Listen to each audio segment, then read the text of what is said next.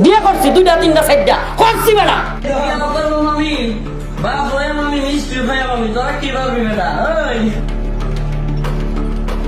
শিশু বক্তা হিসেবে একসময় বেশ সুপরিচিত ছিলেন মাওলানা রফিকুল ইসলাম মাদানী।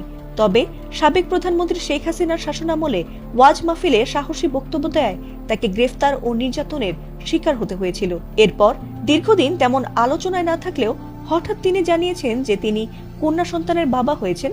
তবে একই সঙ্গে তিনি দ্বিতীয় বিয়েও করেছেন, আর সে কারণে মিষ্টি খেয়ে উল্লাসও করেছিলেন তিনি।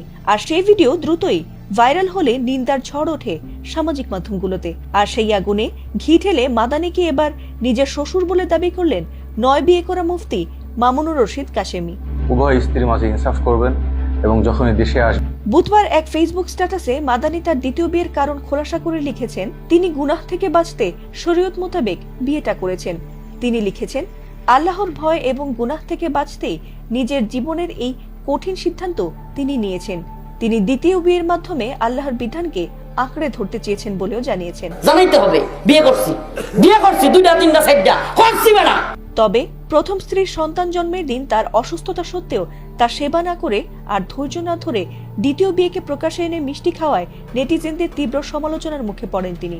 আর সেই সমালোচনার আগুনে ঘি ঢেলে মাদানীর বিয়েকে সমর্থন দিয়ে তাকে নিজের শ্বশুর বলে দাবি করে বসলেন শরিয়া ভিত্তিক আইডিয়াল ম্যারেজ ব্যুরো ও কনসালটেন্টের প্রতিষ্ঠাতা মুফতি মামুনুর রশিদ কাশেমি, যিনি ইতিপূর্বে তার করা 9টি বিয়ের জন্য সমালোচিত হয়েছিলেন।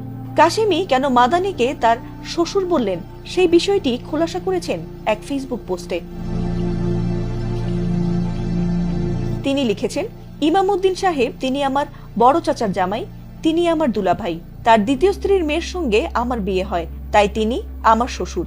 তার বড় স্ত্রীর বড় ছেলে আমার দ্বিতীয় স্ত্রীর বোন বিয়ে করেছে, তাই তিনি আমার তালই। আর রফিকুল ইসলাম মাদানী সাহেব মাস্তা হিসেবে বিবাহ করেছেন হাফেজ ইমামউদ্দিন সাহেবের চতুর্থ স্ত্রীর ছোট বোনকে। সে হিসেবে তারা দুজনই এখন আমার ভাইরা ভাই। বলতে গেলে অবশেষে মাদানী ভাইও আমার শ্বশুর হয়ে গেলেন।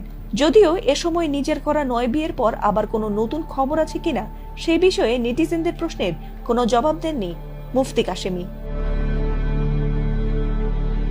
ফাতিমা সুলতানা, এটিএন বাংলা।